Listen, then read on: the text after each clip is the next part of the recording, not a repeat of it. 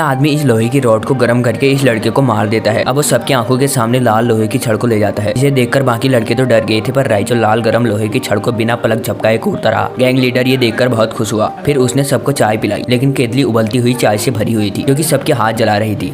कोई भी अपने कप को संभाल नहीं पा रहा था, लेकिन राइजो ने अपनी आंखें कसकर बंद की और गर्म पानी अपने हाथ पर गिरने दिया। उसकी उंगलियां लाल पड़ गई थी, पर फिर भी उसने पानी ऐसे पिया मानो कि कुछ हुआ ही ना हो। फिर लीडर ने सबसे कहा कि जो भी नॉर्थ सी गैंग के लीडर को मार देगा वो उसे अपना मुंह बोला बेटा बना देगा। राइजो को लगा कि ये उसके लिए एक किस्मत बदल देने वाला मौका है, इसीलिए वो अकेले ही नॉर्थ सी गैंग के लीडर को मारने चले गया। नॉर्थ सी गैंग का लीडर पहले से ही तैयार बैठा था। उसे पूरा विश्वास था कि लड़का उसे नहीं हरा पाएगा, और उसने एक ही बार में उसे मारने का प्लान बनाया। और उस लड़के का शरीर इतना फुर्तीला था कि उसने एक गुलाटी मारी और अपने आप को बचा लिया। लीडर ने अपनी पूरी ताकत लगा दी थी।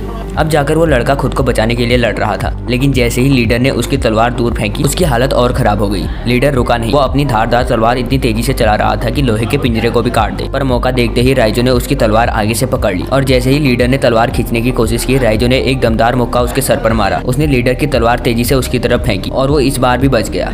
पर हाथापाई के दौरान जैसे ही लीडर पीछे हटा, उसकी अपनी तलवार ने ही उसे धोखा दे दिया और उसकी जान ले ली। अब राइजो जीत के सबूत के तौर पर उसका कटा हुआ सर ले जा ही रहा था, तभी नॉर्थ सी गैंग ने उसे चारों तरफ से घेर लिया। राइजो को अब लगा कि वो अगर लड़ाई करेगा तो जीतना मुश्किल है।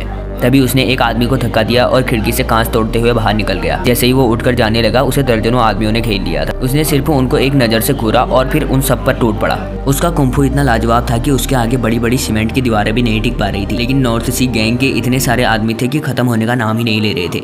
जैसे ही राइजो ने एक गलती की, उसे जमीन पर गिरा दिया गया। पर जैसे ही दुश्मन उसे मारने वाला था, उसके दोस्त पटाखे जलाते हुए आए और उसे अफरा तफरी के बीच से बचाकर ले गए।